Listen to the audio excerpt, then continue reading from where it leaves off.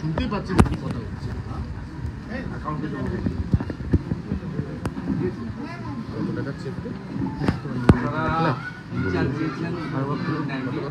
আমার সামান্য অনুদান এখন মৃত্যুর কখনো অর্থ দিয়ে হয়। আমি আপনার কাজেরও ব্যবস্থা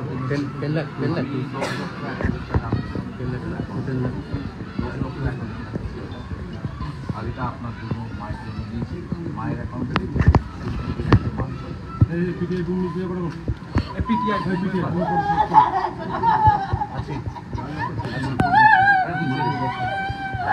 হতে পারে ওটা অ্যাকাউন্ট করে দেওয়াই আছে।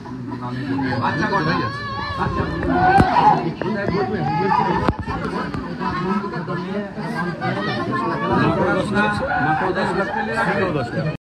সঙ্গে যদি কথা বলা সম্ভব হয় তাহলে আমরা শুভেন্দুদা এই পরিবার তো আপনার গ্রহণ করলো রাজ্য সরকার অনুদান ফিরিয়ে দিয়েছেন। আমি কৃতার্থ। মুখ্যমন্ত্রীর অর্থ প্রত্যাখ্যান করেছে, বিরোধী দলনেতার অর্থ গ্রহণ করেছে। আমিও 10 লক্ষ 1,000 টাকা করে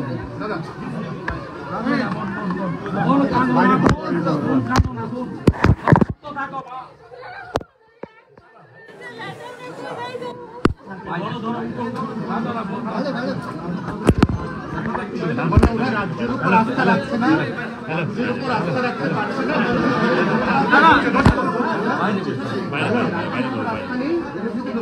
লাইভ বন্ধ করে দেবো, ধরছে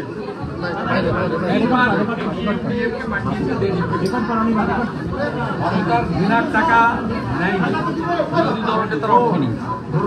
প্রমাণ হয়ে গেছে মানুষের আস্থা মুখ্যমন্ত্রীকে মানুষ ঘৃণা করে।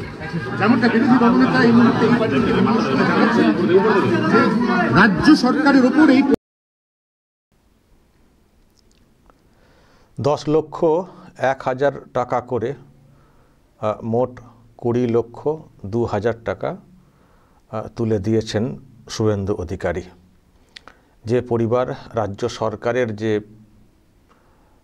আর্থিক সহায়তা প্রত্যাখ্যান করেছে, সে পরিবার বিরোধী দলনেতার সাহায্য গ্রহণ করেছে। রাজ্য সরকারের তরফ থেকে বলা হয়েছিল যে 10 লক্ষ করে দেওয়া হবে, কিন্তু শুভেন্দু অধিকারী 10,01,000 টাকা করে, অর্থাৎ রাজ্য সরকার যেটা বলেছিল তার থেকে 1,000 করে বেশি দিয়ে উনি দিয়ে এলেন। এবং যেটা আচ্ছা কি বলছেন দর্শক একটু শোনাই। মৃত পরিবারকে দিয়েছি, গ্রহণ করেছে। হিন্দুদের কাছে আমি কৃতজ্ঞ, এদের কাছে মুখ্যমন্ত্রী ব্রাত্য আর বিরোধী দলনেতা তাকে অ্যাকসেপ্ট করেছে। প্রমাণ হয়ে গেছে যে হিন্দুদের জন্য আমরা সতর্ক। এবং দর্শক যেটা খবর সেটা হচ্ছে যে উনি কিন্তু কোনো পার্টি ফান্ড থেকে দেননি, মানে দল থেকে দেওয়া হয়েছে বা অন্য কোনো জায়গা থেকে উনি কিন্তু সেটা দেননি। উনি নিজের পরিবারের তরফ থেকে, মানে নিজেদের অ্যাকাউন্ট থেকে নিজস্ব টাকা, যেটা বললে বোঝায় আর কি, সেখান থেকে উনি কিন্তু দিয়েছেন 20,02,000 টাকা সাহায্য। এবং উনি দিয়ে নিজেই খুব খুশি যে গ্রহণ করেছেন। আর এলাকার লোকেদের একটাই বক্তব্য আমি শুনছিলাম, একেবারে হাতে ধরে বলছিলেন যে বিএসএফকে রাখতে হবে, সেন্ট্রাল ফোর্সকে রাখতে হবে, নাহলে আমরা এখানে থাকতে পারবো না। উনি আশ্বাস দিয়েছেন হবে, বিচারও হবে, যা সব ক্ষয়ক্ষতি হয়েছে সেগুলো দেখা হবে এবং যারা ঘটিয়েছে তাদের বিরুদ্ধে বিচারও হবে। আর যে পরিবারে গিয়েছিলেন তাদের বাচ্চাদের পড়াশোনা ইত্যাদি সেই সব দায়িত্বও নেবেন, সেটাও কিন্তু বলেছেন। আর উনি যেতেই এলাকাতে দেখতেই পাচ্ছেন ওনাকে ঘিরে একটা আলাদা একটা যেন ভরসা নতুন করে আর কি পেলেন এলাকার মানুষ ওনাকে দেখতে পেয়ে। সেটা দেখতে পাওয়া যাচ্ছে। দেখুন ভিজুয়াল তো সেটাই প্রমাণ করছে, এবং উনি বলেছেন আমি কিন্তু সব সময় পাশে থাকব। প্রিয় দর্শক, আমি শফিকুল ইসলাম এবং আপনারা দেখছেন আরামবাগ টিভি। উনি এলাকাতেও ঘুরেছেন দর্শক, আমি কয়েকটা ভিজুয়াল দেখাই।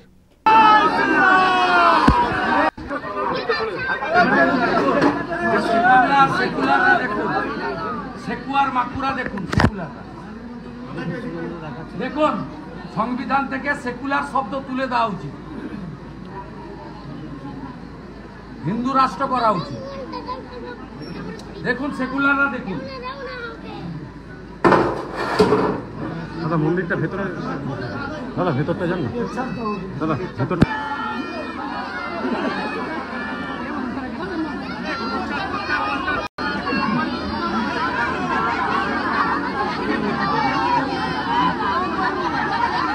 আমার মোবাইলটা পেছান, আমার মোবাইলটা একটু পেছান প্লিজ।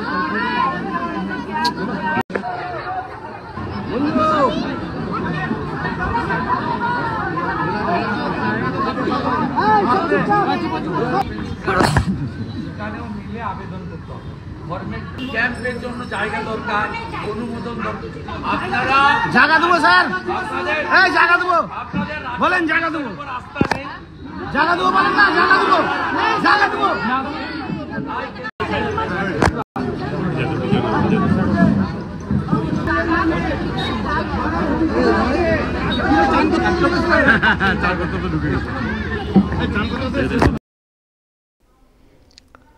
দেখছেন দর্শক, শুভেন্দু অধিকারীকে দেখতে পেয়ে এলাকার মানুষের একটা বিরাট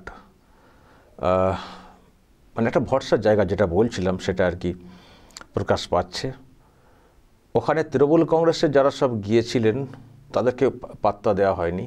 দেখেছেন আপনারা, সেই সব খবর এসছে। কংগ্রেসের যিনি গিয়েছিলেন এমপি, যিনি ঈশা খান চৌধুরী, তাকেও ওই পরিবারে বিশেষ করে ঢুকতে দেওয়া হয়নি। কিন্তু শুভেন্দু অধিকারী যেতেই তাকে গ্রহণ করা হয়েছে। অর্থাৎ শুভেন্দু অধিকারীদের উপরে ভরসা রাখছেন ওই এলাকার মানুষ, এবং তারা ভরসা দিয়েও এসছেন। যেসব ক্ষয়ক্ষতি হয়েছে সেগুলোকে খতিয়ে দেখা এবং ব্যবস্থা নেওয়ার কথা বলে আসা। তো এইসব হয়েছে দর্শক। আর তার মধ্যে যেটা আমি শুরুতেই বলছিলাম, যে নিজের উদ্যোগে নিজস্ব ফান্ড থেকে এত টাকা উনি কিন্তু দিয়ে এসছেন। পলিটিক্স তো অনেকেই করেন, অনেকের টাকাও আছে। যারা পলিটিক্স করেন তাদের অনেকেরই টাকা আছে, কিন্তু নিজস্ব ফান্ড, নিজস্ব টাকা থেকে দেওয়া সেটা কজন করে থাকেন?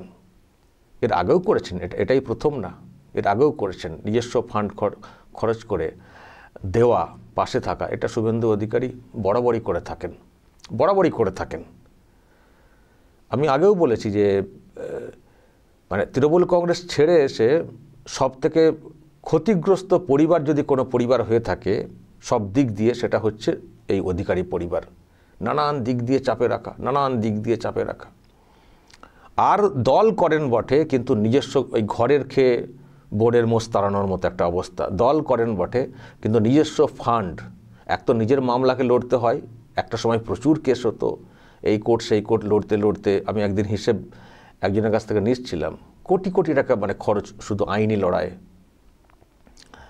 আর সেই সঙ্গে অন্য দলের খরচে আর এরকম আর্থিক সাহায্য দেওয়া, মানে এত খরচ করেন না নিজেদের পরিবারের তরফ থেকে। কটা পরিবার, কটা নেতা করেন বলুন তো? পয়সা নেই? পয়সা বহু নেতার আছে এই বাংলাতে, বহু নেতার আছে।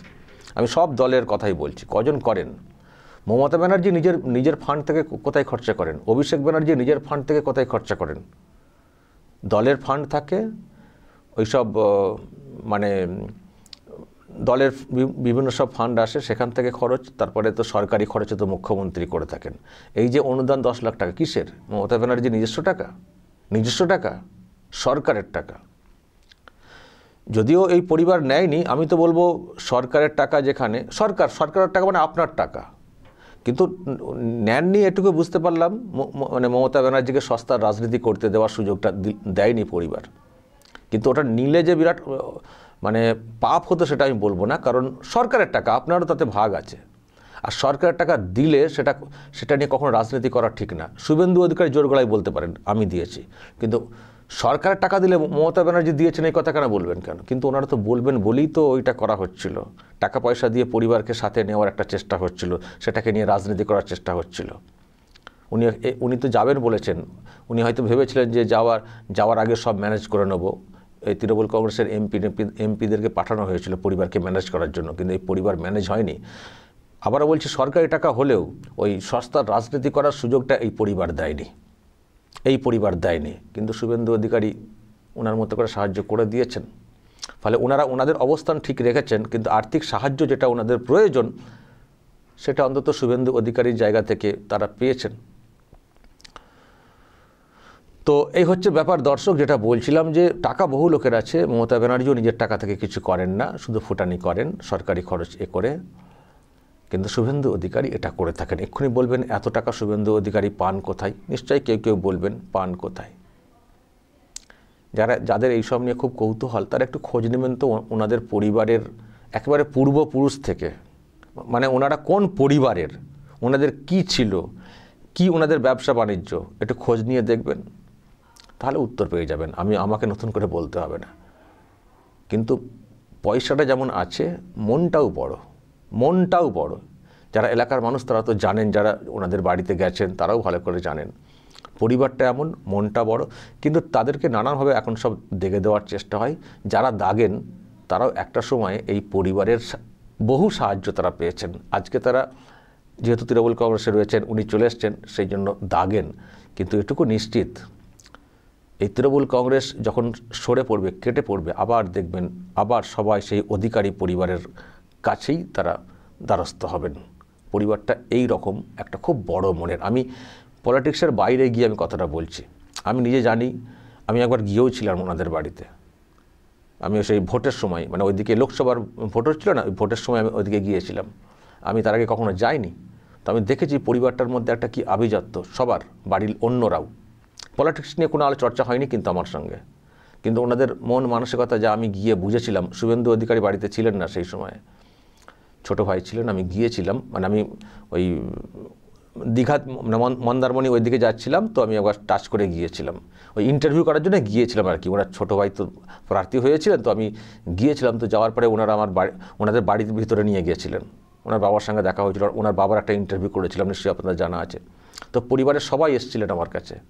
তো আমি সেদিন দেখে চিনেছি যে কি বড় মনের এইসব লোকজনেরা। তো যাই হোক, সে যারা বলার দাগার তারা দাগবেন। আবারও বলছি, হয়তো দূর থেকে অনেকে অনেক কথা বলবেন, আড়াল থেকে নানান প্রশ্ন তুলবেন, কিন্তু এই প্রশ্নটাও নিজেকে করবেন, কে দেয় এইভাবে অনুদান নিজস্ব খরচে, মানে নিজস্ব টাকা খরচা করে কে দেয়? টাকা তো বহু লোকের বহুভাবে হয়েছে, কে দিচ্ছেন, কে দেন এইরকমভাবে আর্থিক সাহায্য? তো শুভেন্দু অধিকারী এখন তো নিজের এখান থেকে এইসব করছেন। অনেকে বলছেন যে এই মানুষটির হাতে একবার রাজ্যটা আসা দরকার আছে। এমনিতে একজন কড়া প্রশাসক হবেন, আর সেই সঙ্গে উন্নয়নের যে ভাবনা, কারণ এনাদের নিজেদের তো কিছু দরকার নেই। ওনাদের নিজস্ব যা ইনকাম আছে, ব্যবসা বাণিজ্য, নিজেদের, যদি সত্যিই লোকটি ওই রকম হতেন যে সব নিজেরা আত্মসাৎ করব, তাহলে তো এরকম দান করতেন না, দান ছত্র করতেন না। তো যার আত্মসাৎ করা অভ্যেস তারা কি পারবেন? সুতরাং উনি যেভাবে নিজেকে নিয়োজিত করেছেন এবং নানানভাবে যুক্ত থাকেন, এইসব লোকেদেরই হাতে আসা উচিত একটা সরকারের দায়িত্ব, ওই কালীঘাটের মতো না।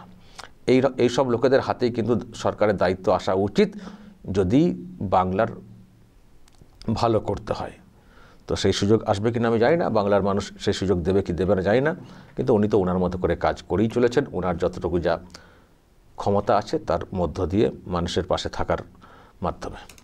দর্শক বলবেন, যদি আপনাদের এই নিয়ে আরও কিছু বলার থাকে অবশ্যই বলবেন, কমেন্ট বক্সে নজর রাখবেন আরামবাগ টিভিতে।